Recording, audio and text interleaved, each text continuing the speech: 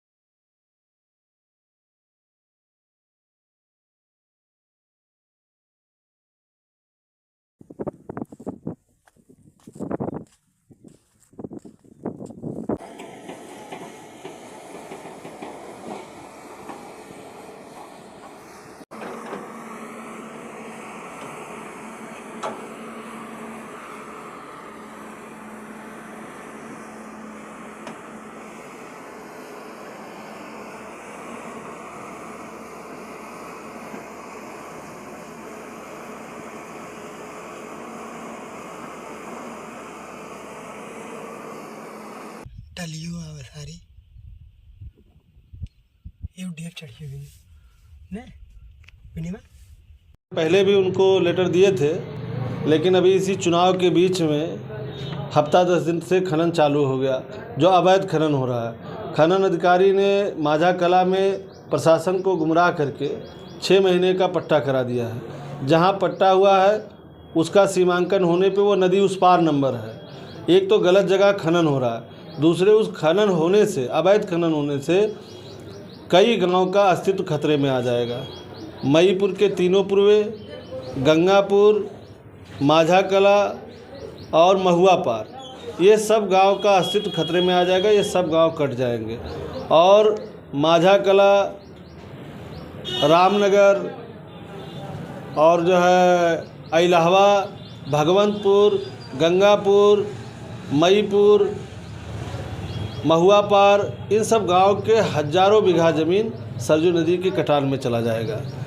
इसलिए डीएम साहब से हमने मांग की है कि तुरंत बाढ़खंड से उसकी जांच करा करके उस खनन को, जो अवैध खनन हो रहा है, खनन को तुरंत रुकवाया जाए। पिछली बार बंदे की बात पिछली बार मईपुर के तीनों पूर्वे कटान पे आ गए थे, नदी से कुछ 1-2 घर कटे भी थे। तत्कालीन डीएम ने उन लोगों को बंदे इस पार कई गाँव में जहाँ सरकारी ज़मीनें थी उनको आवासीय पट्टा दिया था, लेकिन कुछ घर कटने के बाद ही गांव का अस्तित्व बच गया था। नदी वापस चली गई थी, गांव नहीं कटा था। तो इस बार उस पूरे गांव को बचाने के लिए और जो अगल बगल के गांव हैं उनको भी बचाने के लिए बाढ़खंड ठोकर लगा रहा है। लेकिन अगर ये कटान होगा तो जो ठोकर बाढ़खंड लगा रहा है उस ठोकर का भी अस्तित्व खतरे में पड़ जाएगा और ये सब गांव बचेंगे नहीं, सारे के सारे गांव कट जाएंगे और जितनी हजारों बीघा ज़मीन उपजाऊ है वो भी कट जाएगी। अच्छा, जो बाढ़ पीड़ित गांव थे उनको पट्टा देने की बात की गई थी आवासीय, क्या पट्टा मिल पाया है? अगर नहीं मिल पाया तो हाँ, जो गांव मईपुर के तीनों पूर्वे जो जिन पे जो है पिछली बार एकदम नदी काट रही थी, तो उन लोगों को उस समय गांव खाली करा लिया गया था और तत्कालीन डीएम के द्वारा जो है पट्टे, आवासीय पट्टे अलॉट किए गए थे।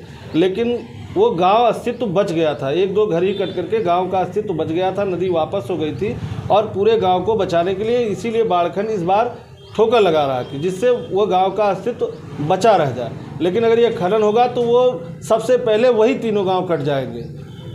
और क्या कहे जिलाधिकारी ने? अवैध खनन हो रहा, डीएम साहब ने कहा है कि हम जांच करके कार्रवाई करेंगे।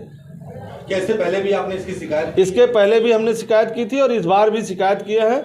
चूंकि चुनाव में हम लोग शिकायत की थी, उस उस समय कुछ दिन तक खनन रुका हुआ था, लेकिन जैसे इस समय हम चुनाव में व्यस्त हो गए, कोई रॉयल्टी नहीं कट रही है। इस समय अवैध खनन हो रहा है प्रशासन की मिली भगत से और वहाँ के जो खनन माफिया हैं उन लोगों की गुंडई से अवैध खनन हो रहा है। कहीं भी किसी भी प्रकार का लीगल कोई खनन नहीं हो रहा, अवैध खनन हो रहा। हम लोग चुनाव में व्यस्त थे। अब हमने आज डीएम साहब से फिर मैंने दिया है, कार्रवाई होती है तो ठीक है, नहीं कार्रवाई होगी तो आगे जो संवैधानिक तरीका है, लोकतांत्रिक तरीका है, हम लोग उस पर आगे बढ़ेंगे, अनशन करेंगे, धरना करेंगे, जो भी समझ में आएगा वो सब सारे रास्ते जो है हमारे लिए ओपन है। आप देख रहे थे बुलेट न्यूज इंडिया। जल्द मुलाकात होगी अगली खबर में। आपने हमारे चैनल को सब्सक्राइब नहीं किया तो शीघ्र ही हमारे चैनल को सब्सक्राइब करें, लाइक करें और साथ में एक प्यारा सा कमेंट लिखें।